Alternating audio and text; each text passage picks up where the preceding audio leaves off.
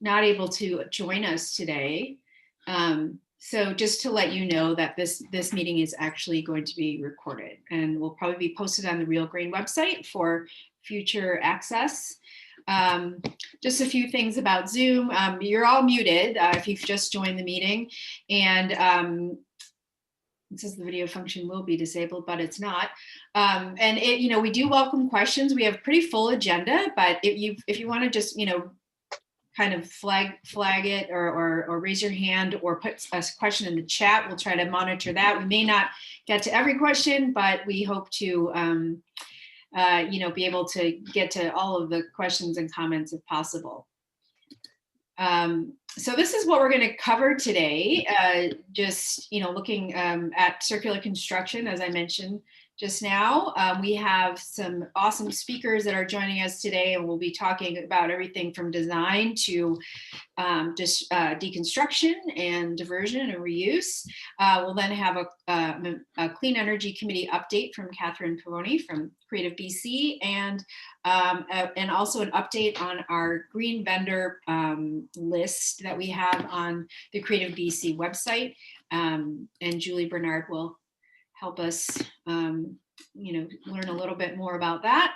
And then we'll look at some future dates for upcoming courses, training courses for the climate and sustainable production. You may know it as carbon literacy. We've changed the name. Yeah, and that's about it. So just for those of you that have never joined us before, we are very lucky here in Creative BC to have the Real Green Strategic Initiative sponsored and promoted by our industry partners that are all listed here. We're very excited to welcome the Teamsters 155 local. We are very, very happy to have all these awesome organizations and businesses on board. The Real Green meeting that we're having now, this is a bi-monthly meeting, and anybody's invited that's interested to come, and this is part of that program, the education portion of the Real Green program. So without further ado, are you guys ready, Faisal and Rita? Yeah, I think we're good to go. Okay. Yep, I'm ready. Great. So I'm going to introduce Faisal and Rita from the Zero Waste Council. I'm actually going to stop sharing my screen at the moment. So we have Faisal Misra from City of Vancouver Solid Waste Strategic Services, and Rita Farkas from Senior Policy Advisor with the National Zero Waste Council to talk a little bit about some zero waste initiatives here in Metro Vancouver. So let me just stop share and go back. Oopsies. Here to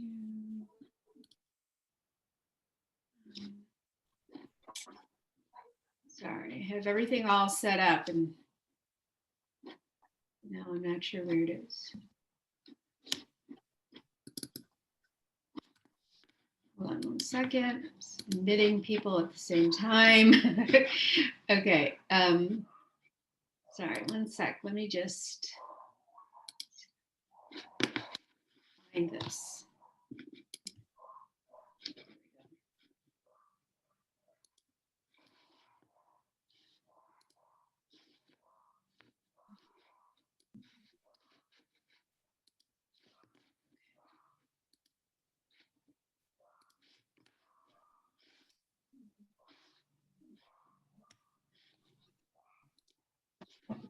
Okay, sorry about that. Here we go. Okay, can we all see this zero waste slide here? Yes? Okay, cool. Yes, so I will let Rita and Faisal tell you a little bit about it. Just let me know when you want me to advance the slide and I can do that. So you'll have to unmute. Sounds good. Can you hear me? Yep. Yeah. I think Faisal, you're still unmuted, but okay. Okay, there we go. Hi, everyone. Thanks for having us. We're really thrilled to be here. As Jennifer said, I'm Rita Fergus. I'm with the National Zero Waste Council Secretariat, which is an initiative of Metro Vancouver. And my co-star here, Faisal. Do you want to say anything before I jump ahead, Faisal? Hello. I'm glad to be here. Thank you. Welcome. So we are really excited to be with the group today, and I'll walk you through a little bit of a background around who and what the National Zero Waste Council is, and then we'll go through a little bit and talk to you a bit about our work specifically around construction demolition waste, and then we're looking forward to the discussion and thinking about new ways to divert this type of waste. So I'll try not to bore you with too much. I just wanted to give you a background of who we are and what we are up to in general. Much of it will be beyond the scope, I think, of what we're talking about in this meeting. So the National Zero Waste Council, as I said, is an initiative of Metro Vancouver. It really came out of the realization Metro Vancouver manages all the solid waste for the 21 municipalities in this area. And in the update of their solid waste management plan, there was a realization and a recognition that we really aren't going to have the capacity to manage all the solid waste we generate in the future based on the projected sort of population increase and so on. So there was a recognition that we needed to work beyond just our region and work nationally on prevention, which is really, above at the top of the waste hierarchy. So rather than just thinking about how to manage it, how can we prevent waste in the first place? So the council is made up of about 150 members from all the major local governments in the biggest cities in the country, lots of large multinational corporations, small businesses, some academic groups, some nonprofits, and together we work to advance the waste prevention agenda in Canada. So if you could just next slide, please, Jennifer. Yep. So our vision, we're united in the achievement of zero waste. Our mission is really, working collaboratively with these different sectors as an agent of change. Next slide, please. The guiding principles are pretty straightforward, but again, like that notion of collaboration, really focusing on waste prevention and a circular economy, recognizing that a lot of this work is emerging globally, and so really looking to harness those global initiatives and bring them home here. And then, focusing again on the real benefits. That's a big job, is helping people to understand that there are some really significant benefits associated with waste prevention beyond just economic, jobs creation, environmental, so on. And of course, recognizing that there are some really serious consequences to generating the amount of waste we are. And again, those are not just environmental consequences, they're economic and so on. Next slide, please. So as I said, we're probably more than 160 members, and I've kind of gone through all of this already of who those members are. Next slide, please.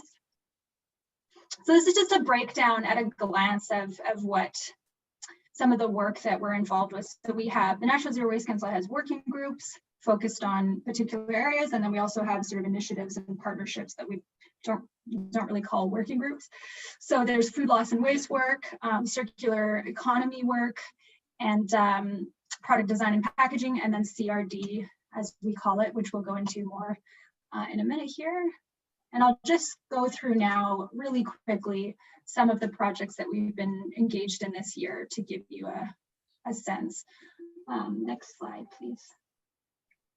So we've just, for an example, come out with some research looking at the intersection between food loss and waste and packaging, and trying to understand what are the sort of climate benefits and waste benefits of balancing that out. Is it more important to have a plastic sheath on a cucumber so that it lasts longer and we don't create all the waste and methane associated with food waste and so on? So this was some primary research that was done, and then a lot of engagement happened over this year with folks involved in food packaging and policy across the country. Next slide, please. And another, again, food loss and waste, you may be familiar with the Love Food Hate Waste campaign. that is something that is membership driven and really looks at behavioral campaign to help folks think about the significant impacts of food waste. Next slide, please. Another area we're looking at, we know that cities are really the hub of where waste is generated, waste is managed, and we know that there's a tremendous amount of opportunity within cities to think about how we can create a circular economy and how we can really support circular economy initiatives. So we're creating a network, piloting a network with some cities across Canada, and that will be emerging more next year. Next slide, please. Again, one of our working groups, product design and packaging. This is just a really boring slide that tells you a bit about some of the work we've been involved in around compostables research, looking at celebrating different designs that companies have in Canada that prevent waste. And this year we're involved in looking at research around the transmission of viruses and in relation to reusable products and services. So your reusable bags and mugs and so on. And we're looking to have some research rooted in science that talks about, what are the sort of best practices of using reusables, because we know that they offer pretty significant benefits when it comes to waste prevention. And next slide, please. This is a really interesting report that we just developed this year, will hopefully be released early next year.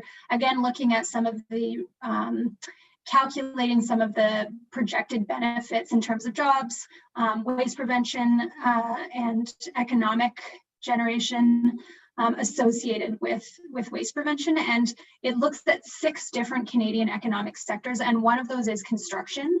So that's something that may be of interest to some of the folks in this group. It looks at a few interventions within the construction center, so design for disassembly, adaptive reuse, these kinds of things. And we looked at it and we sort of calculated against what we know, the economic statistics for the construction sector across Canada. So, what kind of benefits would it have to the sector? What kind of jobs would it create? And so on. So that's something that may be of interest to folks when it's released. Next slide, please. So again, we know that today we're focused on the CRD waste. We will sort of walk you through a little bit about what our CRD, we call it CRD, construction, renovation, and demolition, despite the fact that it seems like most of the world calls it construction and demolition waste. Anyway, we do have a working group and we have some really cool projects going there, and we'll walk you through that. Over to you, Faisal. Great. And sorry, just to introduce Faisal, he is the lead of our CRD working group, and so he can give you a bit of a sense of what we're up to. Thanks, Rita. Can you hear me okay, Jennifer? Yeah. Okay, great. Great job, Rita. And it's always been, Rita and I are, I feel we're a great team, and we're really excited to be here. So I am one of the leads on the construction, renovation and demolition working group, along with our colleague Lincoln Kine, who's with Lafarge. And there is one of the subcommittee groups is the wood waste. However, you'll see that we're actually trying to span as much as we can. And part of that is the reach out that we did to the Green Real Initiative and Green Spark. And so thank you for having us here on this meeting here. So as you can see in the members here, the membership is always growing, and but it consists of private companies and government entities, and it spans from coast to coast. And originally it started off in the Lower Mainland, but we definitely want to have more of a perspective across. So we're really excited to have more and more people join the group as we move forward. One of the things that I really like about the group is that every 5 weeks we do a call, and we just do a roundtable of what's going on. And one thing I really love is the fact that we have so much in common, and we all have the same problems. And you'll see that we've got some landfills like eco waste. You probably know some people have taken some of the sets to eco waste. But we also have Unbuilders, which is one of the star companies that's coming out of Vancouver and the Lower Mainland, who recently, 2 weeks ago, was on Dragon's Den and swept all of the judges in his company Unbuilders, which looks at salvaging old growth wood from homes and deconstruction. So we're really excited about that. But we have people on both ends of the spectrum, and we're both really supportive. And one of the really cool things that happened is that Eco Waste, just due to communication, has Unbuilders has leased some space to Unbuilders, so that when the deconstructed materials come to the landfill, to Eco Waste on one of their sites, they can actually deconstruct there. So if you look at, we also have Lafarge and Lehigh. They're mostly about, Lafarge is actually geocycle, and they're actually mainly more about shredding the wood and creating a process engineered fuel for cement kilns. However, they're totally in support. They know that the best way to try to reduce the embodied carbon, which is a big phrase now, is to try to salvage it and reuse it and incorporate circular economy principles as we move forward, so that that piece of wood or that concrete or that plastic never sees the landfill, but is always used for higher and better uses. So we're really excited about that. On the right-hand side, you'll see some of the highlights. So if you could go to the next slide, please, and I can expand on those. So what we do, just to reiterate what Rita said, is that we look at opportunities for waste prevention and promoting circular economy as we move forward. And we do that by collaborating, doing policy advisory, advocating for a certain policy. And what I think is pretty cool about this group compared to the other groups that we have is that we are not afraid of really getting our hands dirty and actually doing some projects, and I can tell you about that. And Lincoln, Rita and I had a call yesterday, and we were just talking about about our role in the National Zero Waste Council and whether or not we're a bit of an outlier. But Rita assured us that construction and demolition is definitely becoming more front and center as we move and in the built environment. So it's really exciting to be a part of that. And through those pilots, one of the things that we had as a hypothesis was that we should try to team up with BCIT with a bold vision to set up a course so that people can get deconstruction tickets and try to tie it in with Trades BC. So we actually did that. We started off with a webinar, and as part of the webinar, Collis, who's one of the speakers, actually contacted me and gave me some really great ideas, and he's a very passionate individual. So I wanted to thank Collis for kind of being the inspiration for us to know more about the filming industry. So that was really exciting. But we've also been working on a video as well that showcases some of the things that are going on with construction and demolition, of how we add value with right from recycling to actually creating value-added products. So we're really excited about that. COVID really did throw a wrench into that in terms of our travel plans going to Quebec and looking at some of the stuff they do there. But we feel we're going to have something really great. And then with respect to pilots that actually, where rubber hits the road, nothing more so than actually doing a pilot where you're actually laying asphalt. And we have participated in a pilot, and Lincoln, the chair of this committee, was the one who led it, where Lafarge actually laid 1 kilometer of asphalt that used 40% recycled asphalt, and that's pretty much unheard of because there's all kinds of perceived quality issues, but they implemented a quality system to do that. So we're hoping that more recycled asphalt, and that just ties into what we try to do, is to try to look at all the different things out there and see if there's a new opportunity, such as plastics and that you can see in the bottom there. So next slide, please. Thank you, Jennifer. So these are just some of the resources, and I know Rita and I, when we were putting these things together for resources, there was just so many, but I'll just go through a couple of them. One is the Metro Vancouver Construction and Demolition Toolkit. You may have heard of this, but they recently updated it in October, and it's got some really great information and up-to-date information. What's really great at the end is that it actually has a chart of all the different types of waste and where you could take it. And I'm hoping that you can use that for the work that you do in your sector. Recycling Council of BC, EMF is, and I'm going to be dating myself, but it's not the 1990s band that wrote the song Unbelievable. It is the Ellen MacArthur Foundation, which is pretty much synonymous with circular economy. And I definitely encourage you to go check out all the great work that foundation has done on circular economy. And then, eco waste and Habitat for Humanity are definitely options that I'm sure you're aware of. So, and then that's our contact information. Feel free to contact us. And in closing, what we originally thought is the set design, but after looking at the Real Green program and what Green Spark is doing and all the engaged members in this meeting, is that you're doing all kinds of stuff in food waste and trying to make your productions more green, and it's definitely very encapsulating of everything in the waste stream, not just construction and demolition. But the reason that I was really inspired is that we struggle a lot with buildings and houses, and when you're doing a set, that's pretty much like a miniature, a condensed cycle of the timing of what it takes for like a building. The only difference is that the building is up for 50 to 100 years, and by the time the 100 years is over, the owners are completely different and the motivations and everything is different. However,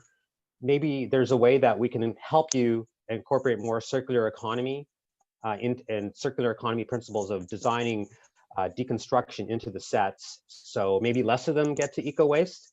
But again, after reading everything that on Real Green and understanding the film sector a little bit, I just realized that we have a lot to learn from you, and we look forward to collaborating with you. And thank you very much for your time. Great. Well, thank you so much, Rita and Faisal. These are some really good resources here, so I encourage everyone to check these out. And also not just on the CRD, but also the other food waste and zero waste programs that they have established to as resources for us here in not just in Metro Vancouver, but across anywhere really, across Canada. I know we have some people joining us today that are not located in Vancouver. So these are great ideas. Okay, so I am going to now introduce you to Dave Benning from the Deconstruction Building Institute. And I'll let Dave tell you a little bit about what he does. And speaking of designing for disassembly, Dave will touch on that a little bit as well. So let me get this going. Okay, Dave, are you with us? Yeah, can you hear me? Yep. Great. Okay, next slide. So, yeah, my name is Dave Bennick. I'm with the Building Deconstruction Institute. We've been working for 28 years to kind of build up an industry that takes down buildings. And, here's one of the movie sets that we took apart. So next, yeah, okay. So one of the other things I do, next slide, is reuse consulting. And that, the point is that we take on all sorts of projects, and we don't limit ourselves to homes or big warehouses full of wood or anything like that. We try a little of everything because we're trying to prove that everything can be saved. So part of that is movie sets and helping with production companies and things like that. So next slide. And over the years, we kind of racked up the numbers, 100 million pounds diverted from the landfill over time for, 5,000 job sites all over North America. So 44 states and 4 provinces so far. We deconstruct buildings, but we also save materials in other ways too, because we know that waste is coming in all forms and all sorts of projects. So I think one of the things we're proud of is how many jobs we've created along the way, about 400 jobs total through the companies that we help. And that feels pretty good, but we also help people with reuse stores, So but in general, we've helped about 100 sustainable businesses, and it's great to see what all of them collectively have done. So next slide. So I'm going to go through a couple of things to kind of, hopefully inspire a little bit, to say this has happened already. This isn't a concept that we're trying to prove. This is something that we do on a daily basis. So, we have interesting locations that we work at. Like I said, I'm not limited to just doing homes or something. Like, we're trying to do all sorts of buildings. Like, we took down a building here in the lower mainland of Bellingham, Washington, and this was my store. This was my reuse store, and it was sold, and we had to find a new place. So we deconstructed our own reuse store. Next slide. We worked in the plains of Manitoba, the deserts of Mojave Desert, places like that, all sorts of places, trying to prove that we can get to zero waste, and doing it and showing people how to do it. So next slide. We like helping with heritage buildings because they have a history, they have a story. You guys are storytellers, so you can appreciate that. But we do tackle buildings. We can't tackle all the buildings, so we try to tackle the best buildings, or the ones that are most meaningful. Next slide. Okay. Sometimes we deal with abandoned buildings where it seems that all is lost, that the building is deteriorated and must be demolished. And we're often finding our share of treasures in places like that. And a lot of times it is in the form of beautiful reclaimed wood that was used to, and covered up and looks shabby, but it's really still in great shape many times. Next slide. Okay, but we deal with interesting locations. How about interesting people? I think we're really proud of the fact that we are all inclusive. We didn't have to be told to be all inclusive. These folks asked us if we could help them join the effort to divert material, to achieve zero waste, things like that. We work in the inner city. We've worked with homeless veterans. We've worked in rural areas and urban areas. Next slide. Here's a crew in Manitoba, all volunteer crew, small town, really great people. Life has changed there. A lot of abandoned farmhouses, things like that. And they were taking this building down and using all of the material locally in their community to build a community building. And I thought that was great. So next slide. This is a group of inner city youth in Ohio, and powerful conversations with some of those folks about their background, their life to that point, where they were heading, educating them about sustainability, adding sustainability to their vocabulary, and then listening to them talk to others about sustainability after you just brought it up to them and they understood it and they were sharing it with others. Really incredible. So next slide. We have interesting projects. Sometimes we take a building like this that's an ordinary building and we make it interesting by having more advanced techniques of taking the buildings down. We can go faster, we can save more. We like saving assemblies, and that relates to our work with movie sets because they come in assemblies. Like, you don't build a movie set, in my experience, you don't build them one piece at a time on set. You build them in panels or flats and things like that, and then you assemble them. Well, we take buildings apart the same way, but this is full size and this is full weight, which is really heavy. Next slide. Here's an interesting project. We're working on a diversion dam at the top of a 278-foot waterfall. So You know, but some of the materials we get, they're so real. They have an amazing amount of character. If you look at those gears and those girders in the photo there. So next slide. An abandoned church. Somehow vandals hadn't destroyed the windows, the beautiful windows from this building. So we come in, and that's part of our historic preservation effort that we often are involved in. So next slide. Stairs to nowhere. I don't even need to get into what this building was. It's just these filming locations are great. We have been part of some television shows and things like that in the past, and it really our locations are really interesting a lot of times. This isn't a cavern that's hundreds of feet underground. And there we are working, saving things, trying to save these things and get them up an elevator shaft that's, you know, hundreds of feet tall. So really curious, really interesting work, but trying not to put a limit on what we can do and what we can save, right? Next slide. So then we come up with materials. Now we come up with wood, and we come up with, you know, regular things like kitchen cabinets and stuff like that. Sometimes we come up with interesting materials. This is a cupola off of an elementary school. Next slide.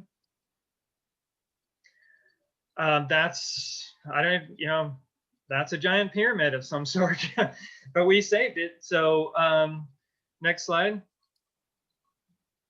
You know, and things, you know, you'll see us save items like this. This is a hay trolley from a barn. And it is interesting to production companies. A lot of times they will rent some of our materials, not buy them necessarily, but rent them. And I hope that's something you're doing up there as well, because it is something where you can put something to use and you can take advantage of the character. You don't have to make it look old. It is old. It can be a key item in a scene, that kind of thing. Next slide.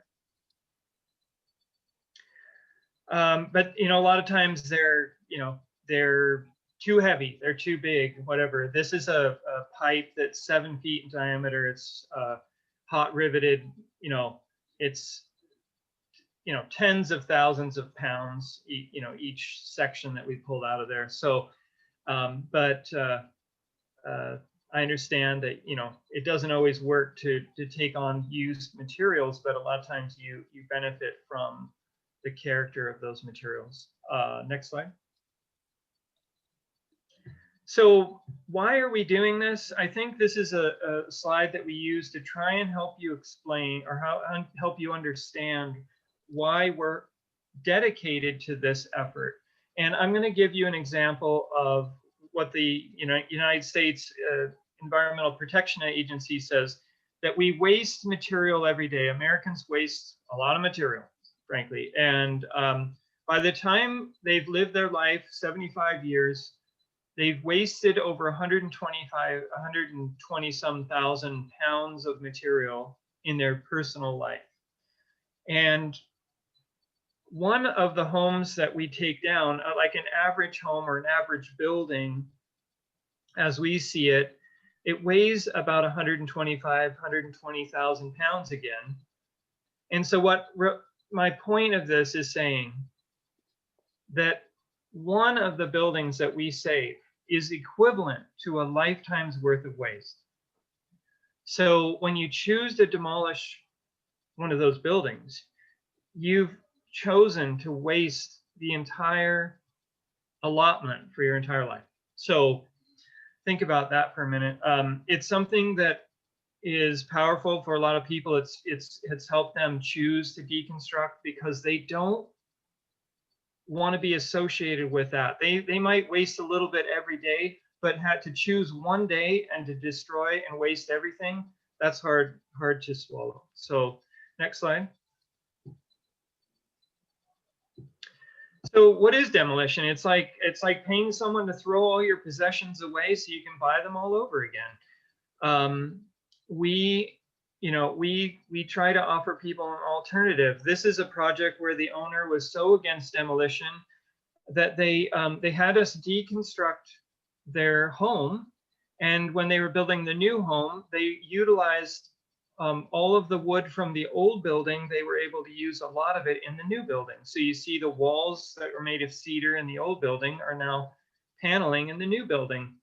I might add that the cedar that you see in both images was from trees that were growing on the property originally. So really that picture on the right is the third use of that cedar on the same property. So, okay, next slide.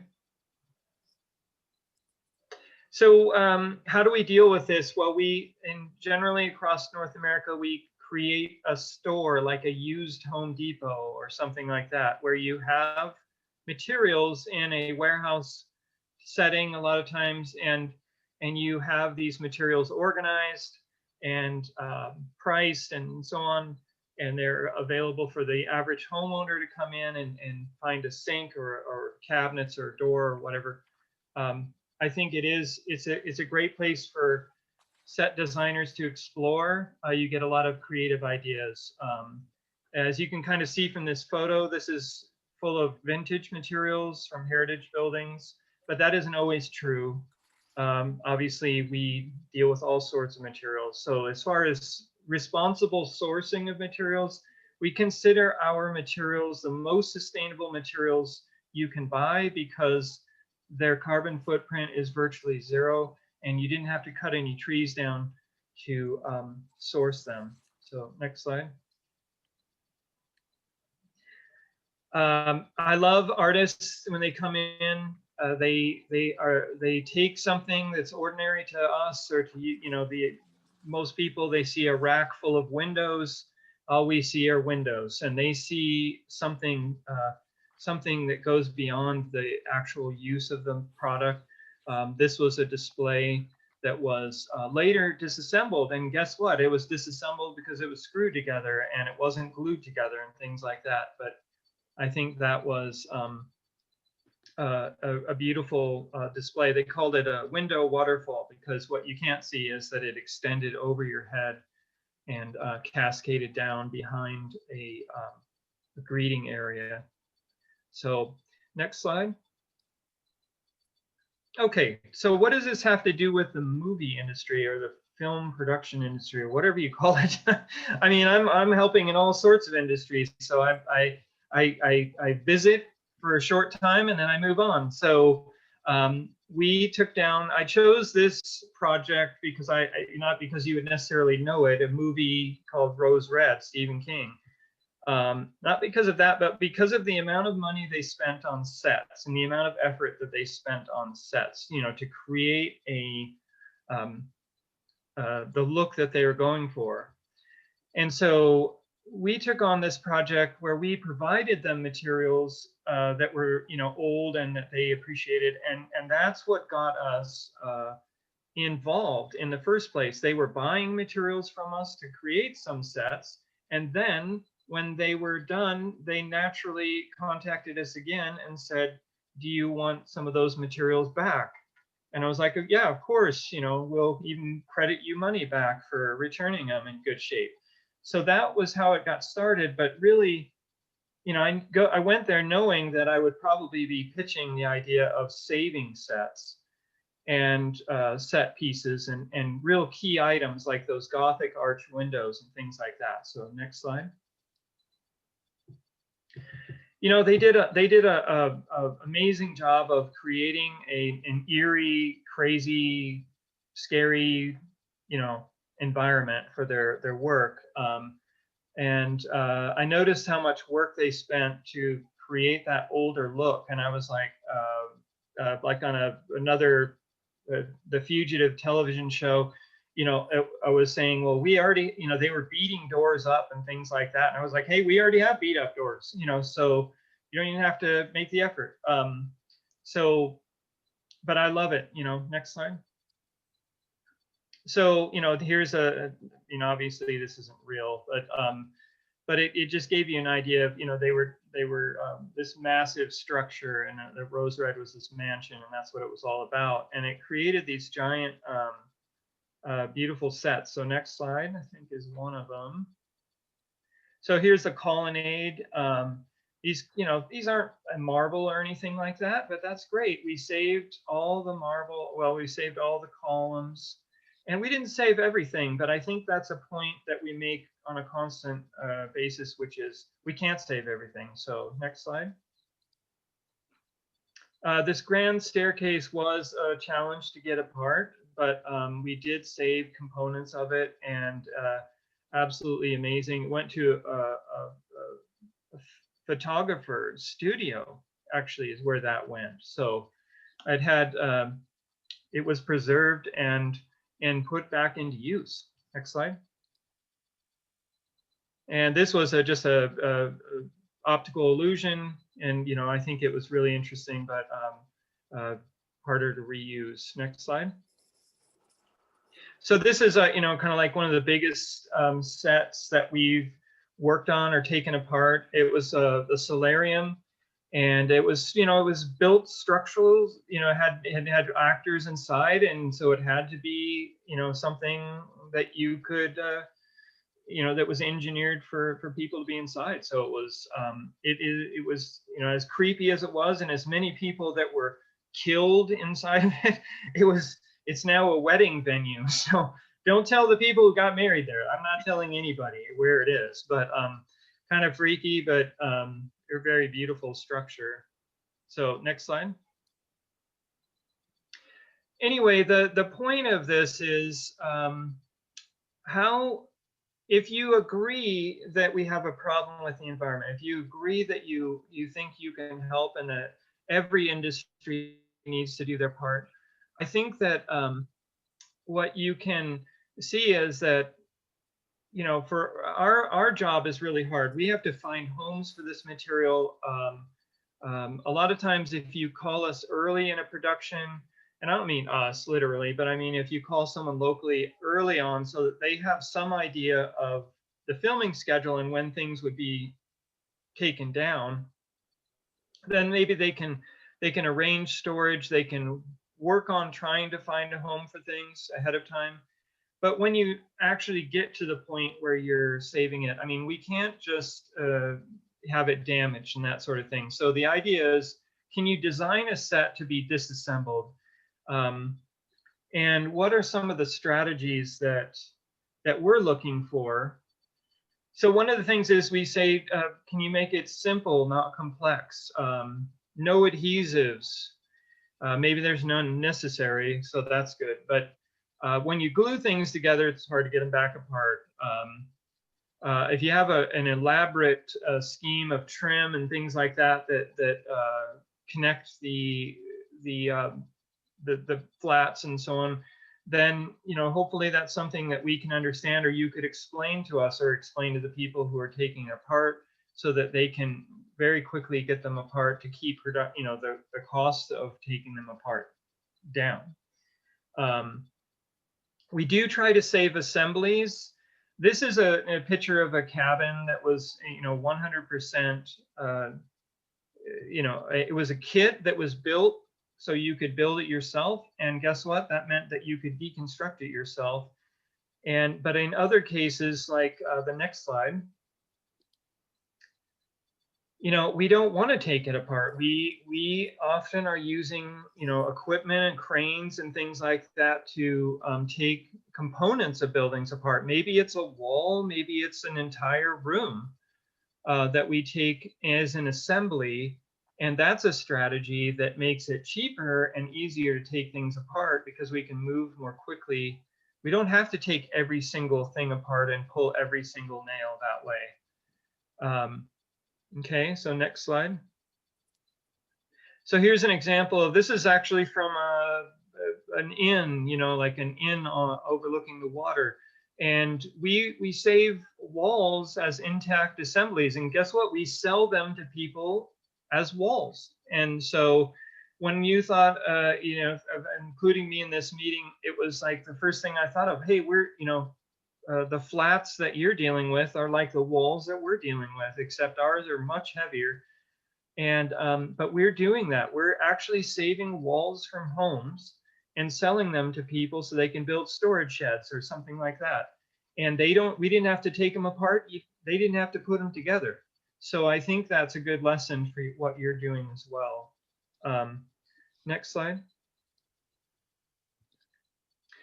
And here, you know, again, is the idea that it's not just about, well, for us, we're trying to move on from saving just walls to saving entire rooms of buildings. I mean, we already save entire buildings and move them using heavy equipment and things like that. So that's, as an industry, that's the level we want to get to. But that's only like 1 in 500, 1 in 1,000 buildings that are moved. We're trying to have a solution for all buildings so we can avoid all waste. Next slide. So a lesson, you know, that I teach people about every part of the zero waste, every part of building removal and so on. It's not about, it's not like, hey, we save everything or we save nothing. We do the best we can. As everybody just does the best they can, then we'll save a lot more than we are today. And I think Jennifer has something in all of her emails that's about if we we're all, you know, imperfectly sustainable. If millions of us were doing that, we'd get to where we want to be. And I love that because that's true. You know, that blue building you see there, we don't know if that's going to be completely deconstructed, or maybe we just save the doors and the flooring. But at least we saved something and we made an effort and we educated people along the way. And I think that's the key to where we've been. We have so many people using our services now. Even if it didn't work out the first time, they know to continue to try. So next slide. So, you know, I think that if I was to say that, I think the film industry always knows what to focus on, you know, what is going on and what needs to be focused on. So the focus needs to be, you know, what can you do today? And if you were to say, I buy into this whole, you know, climate change and I buy into the fact that you know, the environment is at risk and things like that, then you need to do something today or tomorrow, and not put it back on a shelf and think about it later. And I think that there are ways to do that. Like we start by saying, can you start reclaiming some materials, or, you know, using some reclaimed materials in your work. The idea of renting sets, which we do in several locations around the United States anyway, that's a wonderful concept. But I think the film industry has been doing something like that with costumes and things like that for decades. It's just that I think that if you get to a point when you're designing a set and you're thinking about what can we do to make it easier to disassemble, and you try it and you can learn from that and get feedback on how did that go, or basically you might be replacing some of those disposal costs with some labor costs, but hopefully you can make it work, and then over time you can have a system that makes it work, a system where everyone, you know, there's businesses and warehouses of storage and things like that. So next slide. Well, that's all I have. You know, we're out there trying to save all this material. We're happy to talk with people about projects or, you know, ideas, and I appreciate the chance to talk. Awesome. Thank you so much, Dave. That was really great. I love seeing all those images. And, you know, it gives us a lot of ideas about designing is not just about the literal design, but it's also so much about materials and reusing materials. So we're going to now hear from Collis. And how do you pronounce your last name, Collis? Verdicchio? Verdicchio. Verdicchio. Thank you. You're pretty close. Thanks. From Diversion Zero Waste. And this is a local company that's doing demolition and deconstruction and diversion. So, Collis? Hi, well, first, thank you very much for inviting me. I really appreciate it. I I've been in the industry. We can go to the next slide real quick here. Just a little background about me. I've been in the industry for almost 20 years now. So building sets and ultimately tearing down sets. I have a Bachelor of Commerce from Concordia University. And I've been on many, many shows, but a few shows that sort of stick out were Battlestar Galactica, Once Upon a Time, and just recently The Haunting of Bly Manor with Netflix. So I started this company basically out of the pain of throwing out sets for all these years, and the amount of waste is staggering. And so a part of this presentation is sort of just to sort of elaborate sort of the waste that goes into an average show, and the tolls it takes on the environment. And so I've put together some stats. So it's a little bit more statty than I like to, but I think it's important that people see this. So an average TV show, it's about 60 bins, construction bins per season's being sorry, I got disconnected here. Can you see me? I'll hear you. Yeah, we can still hear you. Okay, I lost the slides, but that's okay. So about 60 bins on average per season are thrown out, and on some shows, you can still see me? Yeah, we can. Okay. Can you not see? Oh, here we go. Okay. I can't see the slides, but that's fine. So on average, about 60 bins are thrown out for on average TV show. And so some TV shows, I mean, on the last season of Once Upon a Time, and as example, we threw out 120 construction bins of waste. One bin is about 3.5 tons on average. So if you think about an average one TV show per season, you're looking at roughly 210 tons of waste. And so I just calculated there's 38 IATSE shows in Vancouver right now.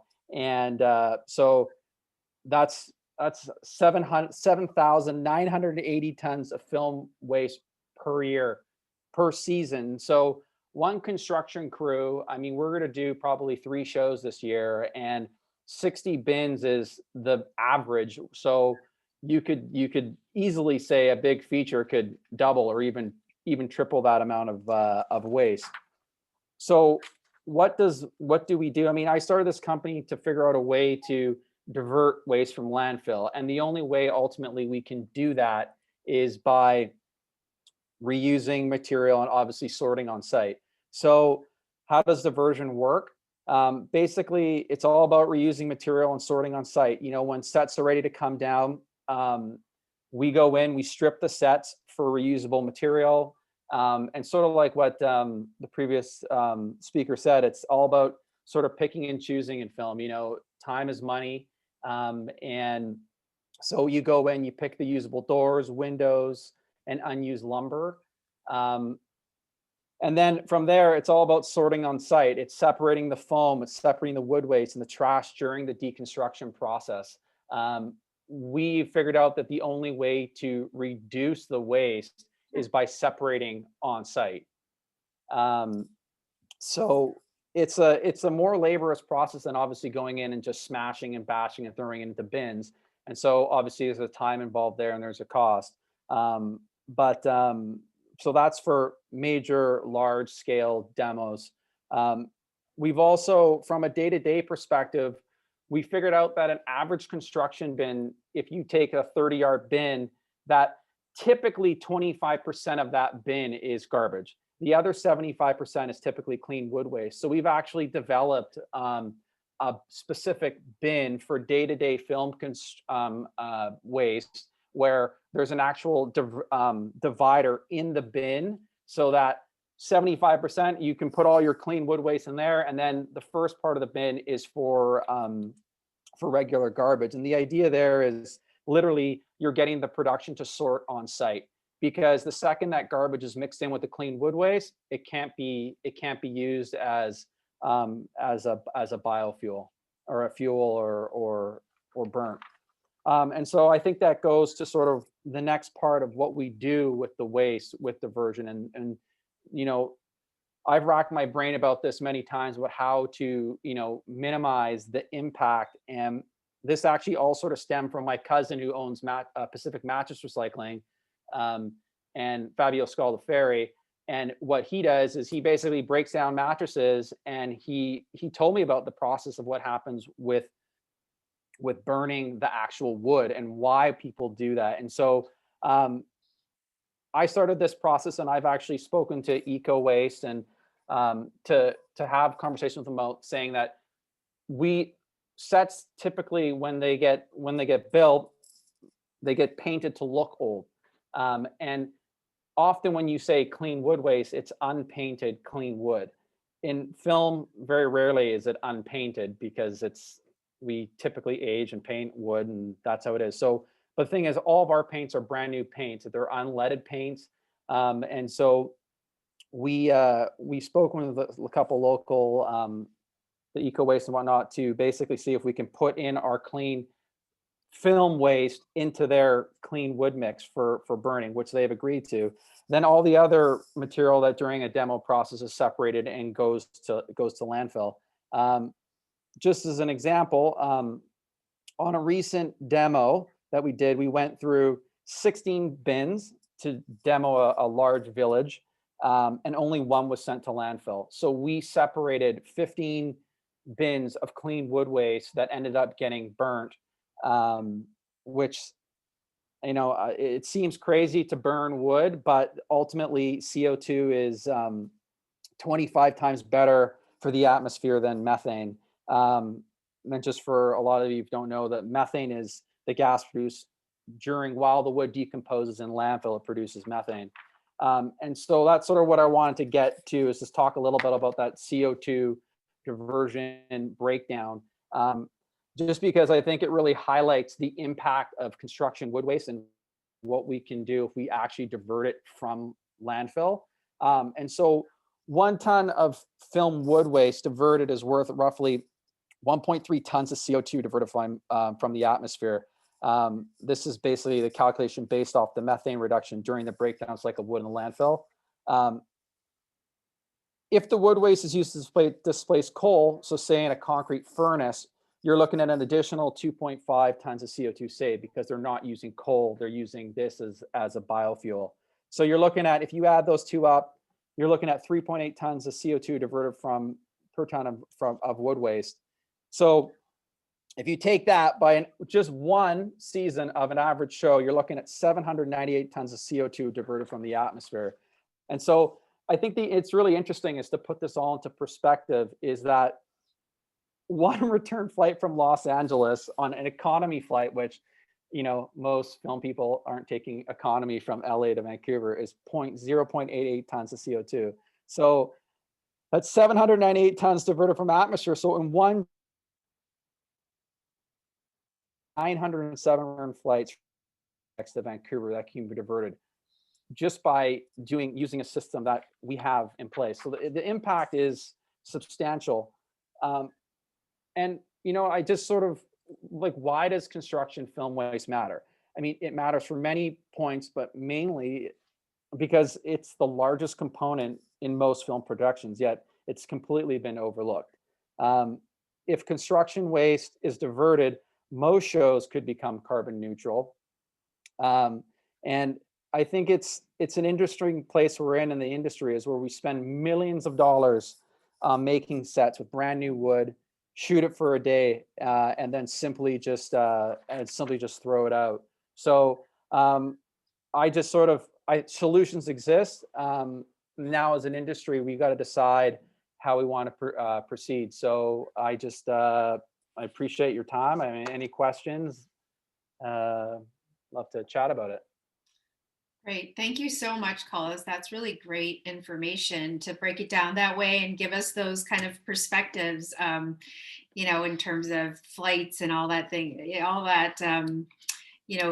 thinking about it a little bit differently, and kind of we can relate to it a bit more. So thank you so much. And we'd love to, continue hearing about all of the sets that you're working with here in Vancouver. Now I'm going to go back, if I can find myself, to we're going to now kind of focus, we're going to hear from Kelsey Evans. So most of you know who Kelsey is. And she's going to tell us a little bit about the Keep It Green Material Reuse Center. And she has an exciting announcement about that. So Kelsey, I'll let you, I'll let you talk about that one. Let me just get to the place there. Okay, there we go. Hello, I'm Kelsey. I'm the owner of Keep It Green Recycling and Material Reuse. We started the warehouse, the reuse warehouse in 2018 with the help of Green Spark Group. We take in construction waste like flats, strong backs, jacks, cabinets, tubs, toilets, windows, and doors. We also take back props and set deck items. Sometimes we even get costume items like rolling racks and laundry baskets.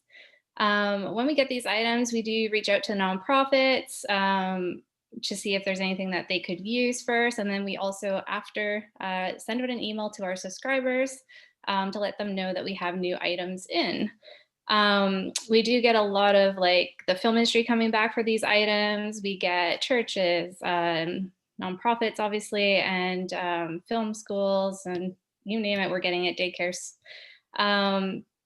So far since 2018, we've diverted 86 tons. In 2019, 138 tons, which is 27.5 5-ton trucks. In 2020, we're at 85 tons, but counting, because this is like our busiest season is November, December. So we're at 17 trucks, but this week we have another 5 coming in already, 5-ton trucks. We have made an announcement just a couple of days ago. We've taken over the warehouse next door, which will be designated for material reuse only. So it's another 2,600 square feet, and it has a loading dock to make it easy for offloads. We are also going to try taking in 53-foot rolling containers as well. We have been asked on many occasions if we could accept them, which before we couldn't because we didn't have a loading dock or any way of offloading these containers. So we're hoping that we can expand to help with that process.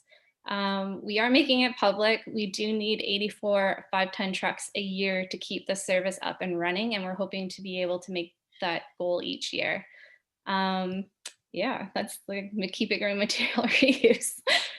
Awesome. Well, that is so great, Kelsey. And I'm so excited to hear that you've expanded this, because that's been one of the biggest thing is trying to find space to store the materials until they are able to be either rented or taken, you know, from another organization. So that's great. And just based on what Kala said, I mean, we definitely have plenty of material to bring. So hopefully we can encourage all of our shows to, you know, to have Collis deconstructed and bring it over to the Keep It Green Material Reuse Center. Yeah, and I'd like to say too, like with the flats right now, we cannot keep flats in. As soon as we get any type of flat, like 4x8s or bigger, literally we have a list of people wanting flats and they're gone so quick. Same with strong backs and jacks, like it's so quickly gone. Like film students want it, other productions want it, the community wants it to build like whatever with it. So it is a great need. So if we did get a lot more of those, it would be beneficial for reuse. Yes, absolutely. So everybody call Kelsey whenever you need, when you're striking your sets, and that would be great to see that stuff. And one cool thing about the Material Reuse Center is we're actually seeing stuff kind of coming back 3 and 4 times. So yes, that circular flow of materials that we're talking about. So, okay, well, thank you so much, everybody. I hope this was helpful to everyone in attendance. And I had all of the contact numbers listed on there, but we can send those out as well. And again, this is being recorded. So if you want to refer back to it, or if you have somebody that is interested in, you know, hearing this for the first time, these meetings will be posted on the Real Green website. So thank you. And now we will have an update on our Clean Energy Committee work that they've been doing. They've been doing some awesome stuff. And we have Catherine Pavoni from Creative BC to give us that update. Thanks so much, Jennifer. I'll try to be super brief here because I actually think the conversation that we're having about the circular reuse is really interesting, and I'm not sure, I don't want to take up too much time on that note, and we're a little bit of a pivot here. So For those who don't know, we started the Clean Energy Committee back at the beginning of this year in January. We have 3 new resources that just got live on our website that I just wanted to touch on really briefly. 2 of them are maps, which include clean energy resources that can be used by productions to plug into clean energy. So those are anywhere that you can tie in, or there's a power drop, or any way that you can get off a diesel generator. And we've just rolled the map out to industry last month. We're just slowly picking up speed, but I want to keep plugging it within industry. So basically you can go right into the mapping system through the link and upload locations as you use them. So I'm encouraging cast, that's fine too, crew members to log in if and when they get access to clean energy and report it there on the site so that it can be added to the map. The second map is the generator data collection, which started as a pilot with just Vancouver, but basically it's our crew members on the ground from the locations team are plugging in where generators are being used so that we can collect that data and make informed decisions about hotspots that would be ideal for clean energy sources down the line. So that's been working fairly well. We've started seeing use in other municipalities, including New West, Langley, out of Maple Ridge. So it's really picking up speed there, and we're relying on our municipal film offices to sort of push that initiative as well, as it helps sort of tell our story. And the last thing is we've just recently posted a toolkit to the website, which is called the Clean Energy Resources Toolkit, and it basically explains who, what, where, because tying into locations and electrification can be confusing. So it's a few sort of questions to ask to get people starting the process early on in prep versus at the last minute when things might not be able to switch to a clean energy source. Any questions, concerns, you can always reach me through the website. Awesome. Thanks. Well, I was going to switch over to look at the Creative BC website, so I can really quickly do that, and I can show you where to find that. We also we're going to show you where the Real Green vendor list lives, which we'll just get an update from Julie Bernard on that in a second. But so this is where all the Real Green stuff is located. If you go to the Creative BC website, sometimes it's a little bit hard to find, but we do have the clean energy information here, and these are all of the the things that Catherine was just talking about. And they have where is it under? Let's see, resources. Here we go. So this is the clean energy resources map that she referred to.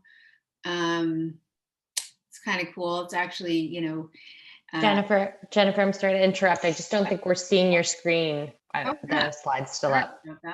No worries. Thank you for letting me know. Okay. Oh, it's weird because it says it's, oh, there we go. Is that better? Can you see it now? No? We're still on the slide. Huh. I just need to reshare, I think. Yeah, it says resume share, but then it's not going. Anyways, not sure why it's doing that. It won't let me actually share the website, but if you can go there to Creative BC Real Green page and find that. I'm not quite sure what's happening, but all of the links are listed in there, and I encourage you to check it out. It's actually a really, really great interactive map with so many valuable information, so much valuable information about where we can tie in, saving a lot of that diesel fuel for filming. So thanks, Catherine. And now we'll get a quick update from Julie Bernard about the Real Green vendor list that we have on the website as well. Hey everyone, nice to see you here. It's been a really great session so far, really interesting to hear from everyone. Yeah, just quickly with the Real Green vendor, we worked with BCIT business students last spring into the summer, and we launched recently. They came up with some great criteria to put in the application form. So it's all on our realgreen.ca website on the right top area. You can find it very easily. I mean, we think the benefits for being a Real Green vendor are pretty obvious. I mean, it's going to be a great support for the productions to be able to find the sustainable companies. I mean, basically the vendors that are going to be on there have demonstrated a level above standard level of sustainability in their organizations. We're asking for that. And, you know, it's all confidential information when you fill in the application, but it'd be great to get more people on there. If you've worked with some green vendors, please encourage them to apply on our website. Right now we have 13 companies that are very engaged and we'd love to see it grow much more. So feel free to spread the word, spread the love, and thanks everybody for their commitment. Back to you, Jen. Great, awesome. Thanks, Julie. I'm just gonna see if I can try to get to that. I don't know what is, anyways, I'm not able to get back there. I was gonna show you that, but for some reason I can't. Okay, so if we had any, do we have any questions? We have a few minutes to take any questions for anyone. Oh, thanks for the link. Yes, for any of our speakers or anything about the energy committee, green vendor list. I didn't see any questions in the chat. So if we don't have any questions, I will just let you know that our next Climate and Sustainable Production course, we are now holding these online. They are 2-hour courses, and the next one is coming up next week, the 25th, and then the last one of the year will be on December 10th. And for anybody, any production companies, or anyone that's interested in learning more about the Real Green Calculator, where you can actually calculate the footprint of your production, you can contact Real Green at creativebc.com to schedule a training. So with that, I think you can always, we'd love to hear your stories. Reach out to us at realgreen@creativebc.com. And we would love to highlight anything cool that you're doing on our newsletters, on the webpage. It sounds like there's a lot going on. There's a question, Jen, from Mary Francis. Oh, okay. Sorry, Mary Francis. What was your question? Sorry about that. Hi, sorry. I wasn't sure whether I could talk or just type it in the chat. You can go ahead and talk. Yeah. Yeah, first of all, I just want to say thank you, Jennifer, for inviting me to this really interesting meeting. And I just want to say that I really admire the speakers and the steps that you guys take to maintain and promote a circular economy. I do have a question about whether you guys would consider or have been considering to partner with companies that are outside the country. For example, I recently watched this Zero Waste conference and learned about this company called Miniwiz that actually takes your garbage and turns it into a new kind of material to reuse it. And I think it's a really interesting concept and something really interesting to share as well. Yeah, I think anyone can answer that. I think in just I'm not sure in relative to construction waste in particular. I think maybe it's a little bit harder of a material just because it is kind of heavy and bulky to transport internationally. But we do collaborate, and maybe Dave, you can kind of elaborate on this and more, if you are collaborating through the Building Deconstruction Institute with, international partners or organizations about, some of the things that you guys promote through the Institute. Yeah, well, a couple of points. We do try to keep everything local because we don't want to create any more of a carbon footprint of transporting material. Like in the States, they recycle carpet. A lot of that carpet is recycled in places like Georgia, which is in the Southeast.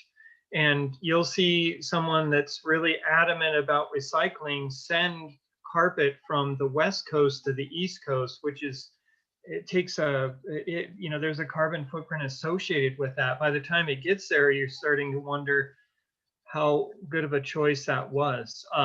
So we are trying to keep things local. We do want to create local markets for material.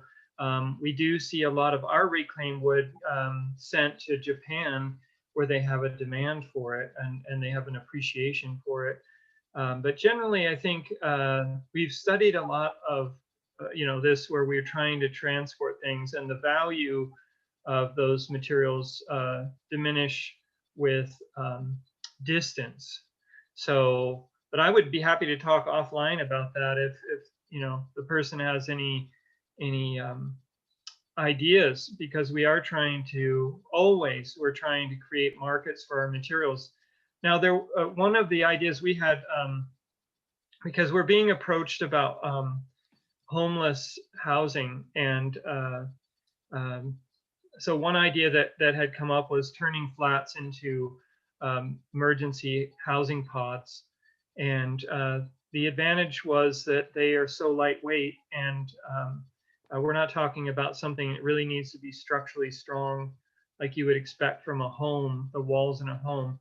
So, I think everybody just needs to be creative about how things are used, and and if there is an oversupply of something, then people like me come out and we come up with ideas of what to do with those things, because that waste is basically an opportunity. And if you're creative enough to come up with a new use for something, you might find that there's more of a demand for that than you're producing. So just an idea. Yeah, good, really good ideas there, Dave. Thanks so much. And I just want to, can I bring up was 1.2? Oh yeah, sure, go ahead. Yeah, no, I was going to say, there's a big difference between, like the unbuilders, like what Adam's doing. He's demoing old buildings with beautiful, beautiful wood. Typically the wood that comes off a set we use a lot of 1x4 construction with and Medite and different materials that in the real world or sending away, it doesn't really have a huge application. I think the biggest application is, reusing it in the flat form, strongbacks and stuff like that. But in terms of like a practical day-to-day application, there isn't a lot of value in it. Because we use staples, adhesives, and whatnot. So that's why we figured out that the best thing to do is just to separate and try to divert the proper materials in the right way. And obviously, number one would be to reuse if time and money need be. Well, just thinking about that, I mean, it is one thing to kind of, separate and sort at the source, but it's actually not that straightforward. And it can present a lot of challenges. But I was wondering if we could hear from, I was reminded that we have a participant here, Doug Hardwick, who is very experienced, maybe talking a little bit how, what are the biggest challenges to all of this? And how can we start to think this way and start setting this up kind of earlier on in the process? Are you there, Doug?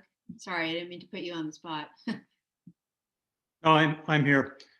One of the things that comes to mind, I think Collis has been right on the ball with the idea of having sorting for immediate use within the film industry, because much of what we use for building film sets is lightweight and very specific for film. One of the things that comes to mind in terms of transportation, in terms of delivery, and in terms of storage, is I think that one of the things that would be very important to have would be a central database, or maybe a Google group or something like that, where designers and builders in the film industry could actually post stuff and say, okay, we're getting close to being striking right now, and we have 14,000 square feet of raised decking, and it needs a home, and it needs it now. The problem is that in a world where somebody who is actually going to be building a deck in 2 weeks, if they know about that and they can move on it, then it's going to happen, and it's going to be very efficient in terms of its disassembly. It's going to be efficient in terms of its redeployment. But it is that redeployment, I think, that is one of the most important things, because it's economically viable. And that's one of the critical things that I think we have to understand is in the film industry, and Carlos mentioned this, is the bottom line. Time is money. And there's very few industries that expect things to be built and demolished at a rate that they have to be built and demolished in the film industry. And one of the biggest problems that I've had as a construction coordinator over the last 30 odd years is that the film companies look at all of this material as being an asset. They've just paid, hundreds of thousands of dollars to organize all of this stuff. But the reality is it as Carlos mentions, it's shot for an afternoon or a day, or at the most a week. And then it is what we call bin fodder. And the problem is that they've just spent all this money on it, and they look at it as if it's an asset. And the reality is it's a liability. And it's not only a liability for the film company, but it's a liability for the environment. And that's been one of my biggest challenges over the number of years, is to be able to look at producers and say, listen, there's a show starting up. We have all of this decking that's available. We need to actually get it to them now. And they'll say, well, how much can we get for it? And we go, well, there's a problem in that you're not likely going to get a lot for it, because it's going to take so much time and money to disassemble it. And what we really need to do is make this happen in a organized and mutually beneficial way. And so I think that one of the things that we should really be looking at is coming up with systems of communication whereby construction coordinators and also designers or in the art department side of things can look and say, well, there is a show that's wrapping that has a bunch of assets that we could actually utilize before they become liabilities and become bin fodder. And can we build that into the equation? And that would be my recommendation. The single thing that comes to mind to me is the communication aspect of it. Because one of the other things that's very important, as an example, we used to build raised decks, and we did that. We do put sets on decks on a regular basis because we have backings on the outside of them, so that if you look out a window, you're not looking at the floor of the stage, which means you'd have 5 or 6 or even 10,000 square foot decks that were built on a regular basis. They're not painted. They're basically just structural enough. Well, they're very structural because they have to have dollies and film crews on them and so on and so forth. But building them, we used to build them all out of 2x material. And of course, by the time we tear that all apart, I'd say 50% of it was bin fodder before it became reusable. And then we started to try and use things like TGIs, which were more modular. And then we found that was also a problem. We'd end up with these massive framing packages that we couldn't move to the next show. And a lot of them ended up in people's backyards or stored or so on and so forth. But it seems that one of the things that we would have right now with a Google group or something like that would be the ability to be able to say to people ahead of time, this is coming up. And one of the things that we have done, and Kelsey can talk about this a bit, was we started using what are called SIPS panels, which are structural insulated panels, to build some of these larger decks. And the interesting thing is that they're made out of EPS foam, which is not my favorite thing, because EPS foam is not really good in the landfill. It takes years to break down. It's essentially plastic. But the interesting thing is it can be 100% recycled if you go back to the right companies, and that these panels are roughly 8 foot by 20 feet in terms of size, which allows you to be able to move them around with forklifts and be able to assemble decks with a fraction of the time that it would otherwise take. But the big problem with standardizing the use of that is that they need to be stored somewhere, and they need to be redeployed quite quickly. And in there lies the rub. That's the difficult point. But I would say that within my experience, I would think that probably 50% of the savings that we've had has been through communication. and that is for somebody to link us onto somebody else. Mm-hmm. Kelsey's been great because one of the advantages that we have there, we're actually paying to move material to Kelsey's lockup. And the rationale behind that is that a 5 ton worth of material that goes to her lockup is the equivalent of a bin going to the landfill. And it's very easy for me to talk to producers and say, listen, what we're doing here doesn't make sense to you, but it makes sense to me and it makes sense to the environment. And the rationale is this, is that we can take this material and throw it in a bin, or we can put it into a 5 ton and we can ship it somewhere and it can be redeployed. And it's that notion of redeployment that's really good. But the interesting thing is that once it hits Kelsey's lockup, it still has to be reorganized and then put on a 5 ton and then shipped to another location. Whereas if we did create some sort of central database, it would be far more efficient. And this is not to put Kelsey out of work, because she's always going to be critical to this stuff, but is to be able to move a lot of this stuff from point A to point B without a lot of intermediary handling. And as I said, I think that might be something that would be worth looking into as a central database where people can start to share this stuff ahead of the time. That would be my main input at this point. Yeah, and that sounds like I've read about that, kind of like a materials exchange, and considering the space limitations for storing things, that does seem like a very reasonable solution to that. That they kind of just they'll pick it up from you guys right when you are striking the sets. So there is a timing thing there, but that would be something that would be a great thing to set up for the productions in the Metro Vancouver area.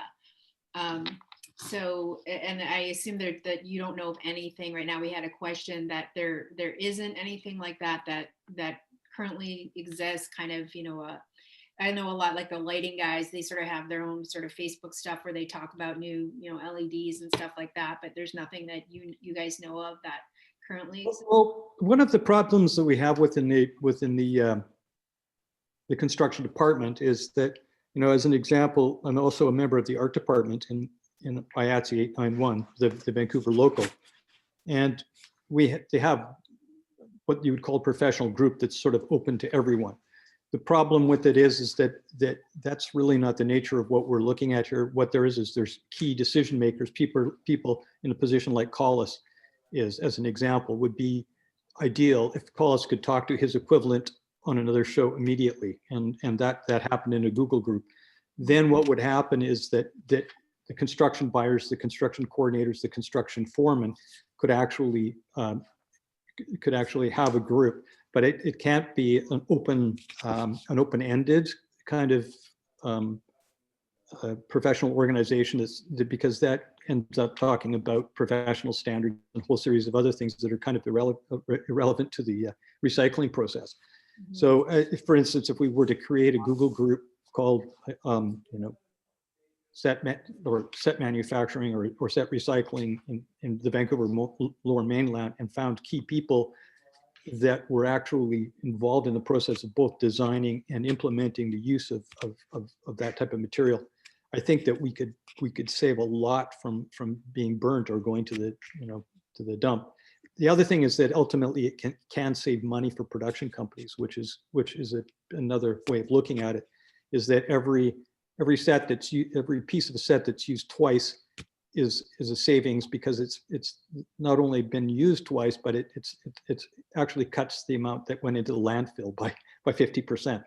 And if it can be used 3 and 4 and 5 and 6 times, which as an example, or the raised platforms could be, then we would be in a position where we'd be really making a huge amount of progress, because we are inherently a wasteful organization. There's nothing like film and specifically within construction, where you basically are building something for a very, very short period of use.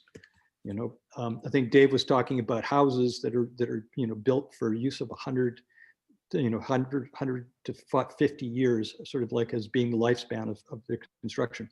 buildings, for office buildings, or hundreds of years. Cathedrals, the long list. Well, I built the Oval Office in the White House probably 3 times, and every time it went into the bin. Exactly. So it gave you an indication. But the fortunate thing, of course, was that it was only focused on for a very short period of time. But Can I just ask, Doug, we have a Real Green Slack. We Slack out at the Film Commission for anything to do with location departments. And we've done that for a while and trying to keep, exchange information and keep people up in the know. But, we could talk about, maybe that's another side conversation with you and your members, but maybe there's something that Real Green can do, and Creative BC can help host that. So we can take that offline if you want and have a chat. yeah, about I think that would be very useful to do. Okay.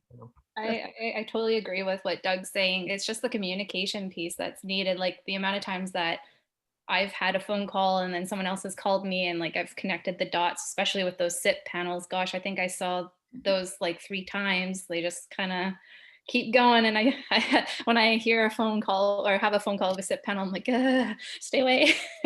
Here, find this. So it's just the communication, connecting the dots. And like that seems to be something that I do a lot. But I think if there was a program in place just for construction, but it would have to be like as soon as you start building, you probably have to put it up right away. Hey, we're gonna have this. Get it moving quick. Yeah, I mean, it could be ahead of time, kind of generally when your wrap time is, so there's kind of this shopping list that people can start putting it in. And then if you're looking for sets at that time.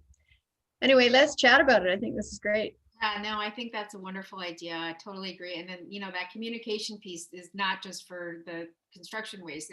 It's literally for all, everything that we try to do on set in terms of sustainability is really communicating the messages and providing the resources and developing them if they don't exist that will really help push the movement forward.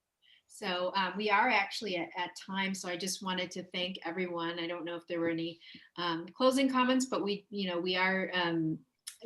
have everyone's information here. And if you didn't get that, you can always reach out to us at Real Green and we can, we're happy to connect you with the, the various resources. But I really wanted to thank all of our speakers very much, Creative BC, Catherine and Julie, as well as Doug. Thank you for all of your information. It was really great to hear that. And we're excited to think about something, that we can do to help with that. So thanks again, everyone. And we'll see you, I guess, in January.